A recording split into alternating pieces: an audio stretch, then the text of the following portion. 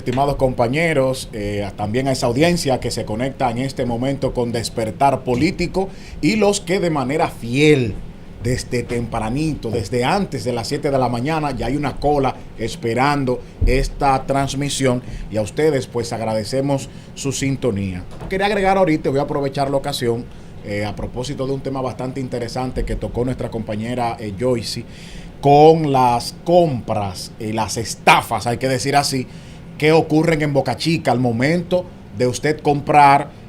Tenemos años viendo situaciones en donde resulta que usted lo que consumió fueron algunos 2 o 3 mil pesos y le llevan facturas hasta de 15,000, señores. Escándalos de todo tipo, los videos en las redes sociales se han hecho virales.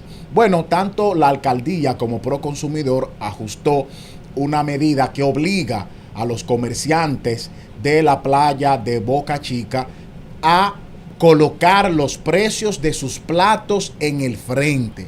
Cuando usted va a esa caseta, si al frente usted no ve una lista con los platos y sus respectivos precios, usted puede tomar una fotografía y enviarla a Proconsumidor, quien envía un inspector. Y para esta semana mayor del pasado mes de abril, vi que cerraron incluso negocios, de manera que se le está dando seguimiento. ¿Por qué persiste el problema?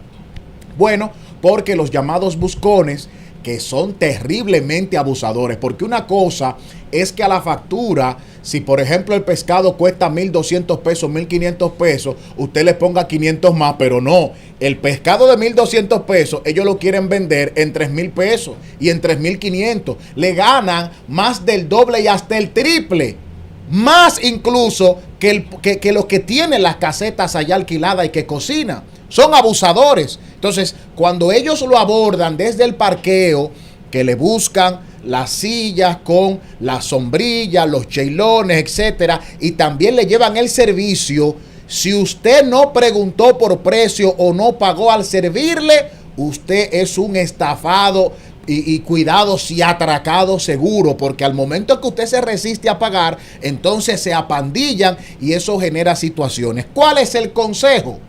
Cuando usted vaya a la playa de Boca Chica, usted se dirige directamente a las casetas. Allá un saludo a mi amigo El Chévere, que es un lugar ahí donde lo atienden bastante bien y bastante con precios muy razonables.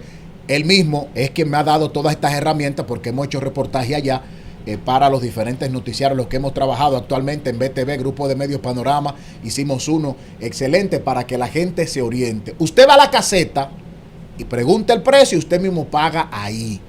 Y usted se economiza el problema de tener un intermediario que al final gana más dinero que el mismo dueño de la caseta y lo estafa. Recuerdo siempre aquella caricatura de Diógenes y Boquechivo, en donde Diógenes le preguntaba a Boquechivo, que estaba vendiendo frío, Boquechivo, ¿a cómo tú tienes los fríos? Y Boquechivo le respondía a Diógenes, todo depende si es antes o después de haberlo consumido. ¿Cuál es la moraleja? De que después que usted está consumiendo, el precio será el que le diga el comerciante.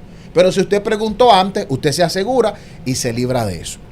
Nuestro comentario central de hoy, y ya lo adelantaba Linares, pero nosotros lo abordaremos desde otras aristas, y es el tema de los partidos políticos, según un estudio que ha realizado el movimiento cívico no partidista Participación Ciudadana. Vamos a colocar la primera imagen, señor director. Este informe que ha realizado Participación Ciudadana, independientemente a las diferencias que usted tenga con esta organización, los cuestionamientos que surgieron hace poco con el tema de la USAID e incluso los ataques para que la República Dominicana pueda aplicar sus leyes migratorias de forma tajante. Todo eso, estamos de acuerdo, lo entendemos, pero no es menos cierto de que la partidocracia de la República Dominicana de alguna manera se ha salido con la suya en materia de sus finanzas, tanto de los recursos que recibe de parte del Estado Dominicano, que son jugosos, como también de los que recibe de la parte privada. ¿Qué nos dice Participación Ciudadana y este estudio de diagnóstico del sistema electoral y de partidos de la República Dominicana, propuestas para la reforma de partidos 2023, 2023 del régimen electoral. Lo que establece aquí es la reforma de las leyes de partido, la 3318 y la 2023, la de régimen electoral. Que República Dominicana está entre los países que más financian a los partidos con y sin elecciones. El año pasado, el 2024, que fue un año electoral, los partidos políticos recibieron más de 5,000 millones de pesos. De acuerdo a la ley, en el año preelectoral o el año electoral, se le tiene que duplicar el monto por el tema del gasto en las candidaturas. Pero también esta ley establece de que los partidos mayoritarios reciben nada más y nada menos que la jugosa suma del 80% de todo ese monto. Por ejemplo, el año pasado, unos 4,000 millones de pesos fueron repartidos entre el PRM, PLD, Fuerza del Pueblo y el PRD.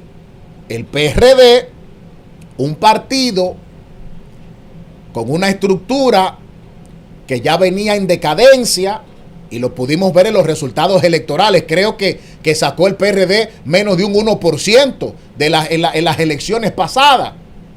1,000 millones de pesos recibieron. Y yo pregunto respecto a la transparencia en el uso de ese dinero que el Estado le entrega a los partidos. ¿Dónde están esos informes que la propia ley establece, la propia ley, que deben ser entregados a la Junta Central Electoral? Un presupuesto que debe ser entregado previamente, ya para el mes de febrero. El presupuesto general de la Nación entra en enero. Ellos deben entregar a la Junta cómo piensan gastar este dinero, y 90 días después de que termine el año fiscal, entonces también tienen que entregar un informe detallando en qué gastaron ese menudeo, porque la ley establece los usos que deben tener esos recursos. Y pregunto yo, ¿los partidos de la República Dominicana están cumpliendo realmente con lo que establece la ley? Yo quiero que el director me pase a la imagen número 5, la número 5. La última que le envié, a ver si la podemos compartir con nuestros televidentes. Ahí, muchas gracias, excelente nuestro señor director.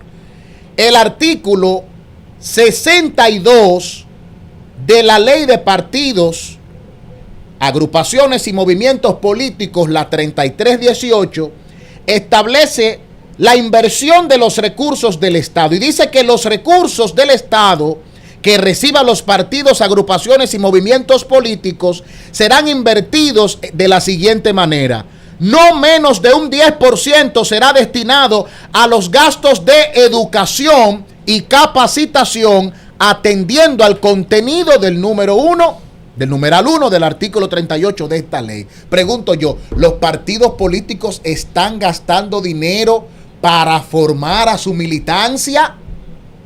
¿Los partidos políticos realmente están destinando un 10% para formar a los seguidores, los que aparecen suscritos ahí? La propia ley de partido destaca a esos que tienen vocación de servicio, a esos que tienen perfiles para ostentar candidaturas, los que están aspirando a nivel municipal, enseñándole de municipalidad, a los que pretenden ir al Congreso Nacional en materia legislativa. ¿Se le está instruyendo realmente? ¿Los partidos están invirtiendo ese dinero en educación?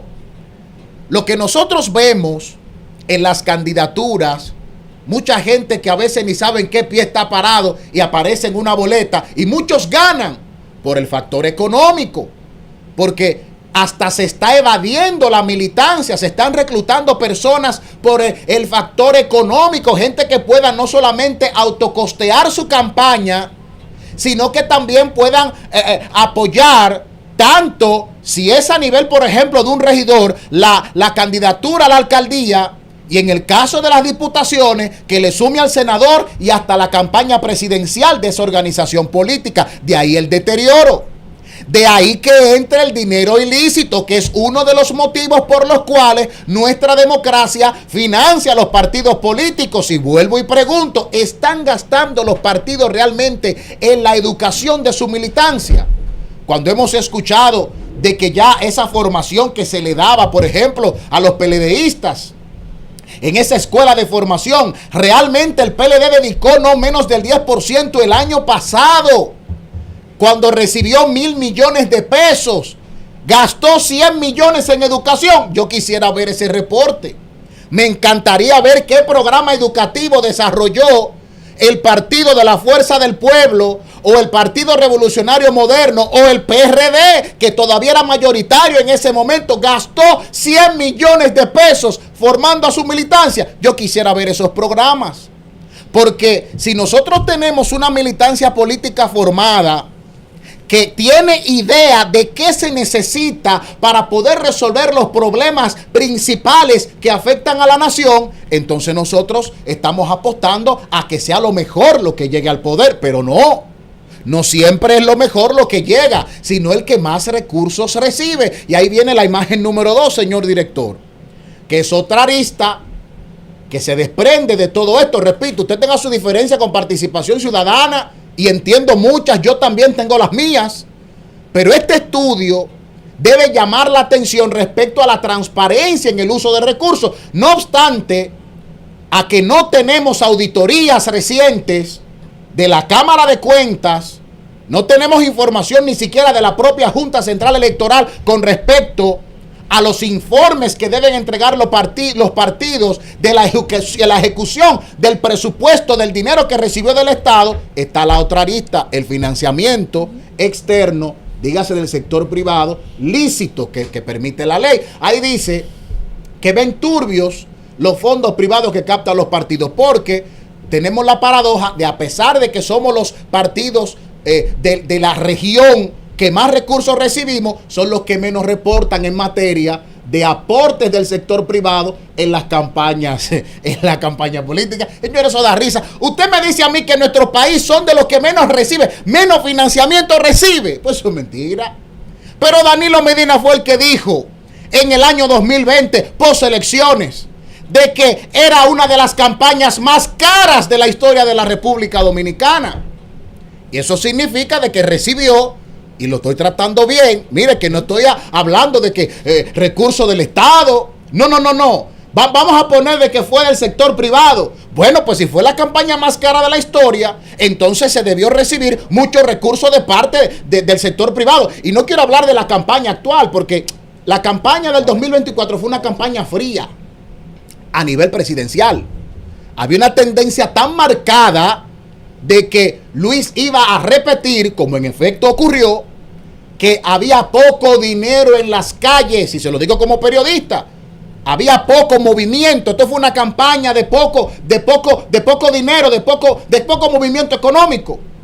A nivel municipal, sí, sobre todo cuando en esos municipios en donde la cosa estaba reñida, a nivel también de las candidaturas. Yo creo que el pleito más icónico de la campaña pasada fue en la capital por la senaduría.